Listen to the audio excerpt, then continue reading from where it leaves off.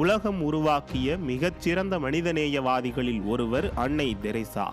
அவரது முழு வாழ்க்கையும் ஏழை மக்களுக்கான சேவை செய்வதில் அர்ப்பணிக்கப்பட்டது.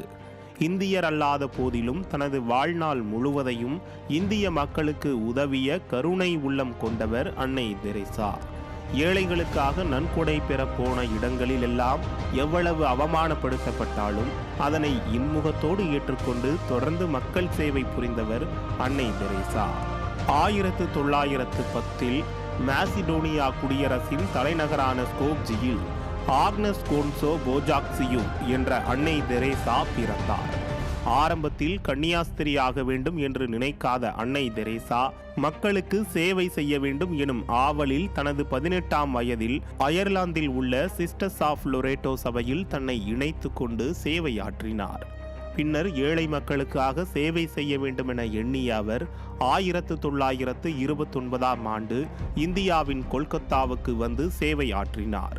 அவரது தாய்மை உள்ளம் அவருக்கு அன்பான அன்னை தெரேசா என்ற பெயரை பெற்றுக் கொடுத்தது. அவர் தனது பகுதியில் உள்ள ஏழை குழந்தைகளுக்கு கற்பிக்கவும் அவர்களுக்கு உதவவும் அவருக்கு ஒரு நிரந்தர இடம் தேவைப்பட்டது. அந்த இடம் அவருடைய தலைமையாகவும் ஏழைகள் மற்றும் வீடற்ற மக்களுக்கு தங்குமிடமாகவும் பின்னர் மாறியது. பின்னர் அதனை மிஷனரிஸ் ஆஃப் சேரிட்டி என்ற அமைப்பாக ஏற்படுத்தினார் அன்னை தெரேசா.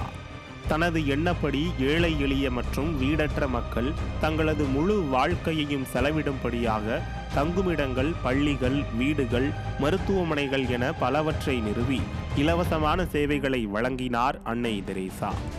1979 அமைதிக்கான நோபல் பரிசு உட்பட பரவலான பாராட்டை பெற்ற அன்னை தெரேசா செப்டம்பர் 5, 1997ஆம் ஆண்டு காலமானார். அவர் 2003 கத்தோலிக்க திருச்சபையால் புனிதர் பட்டம் பெற்றார்.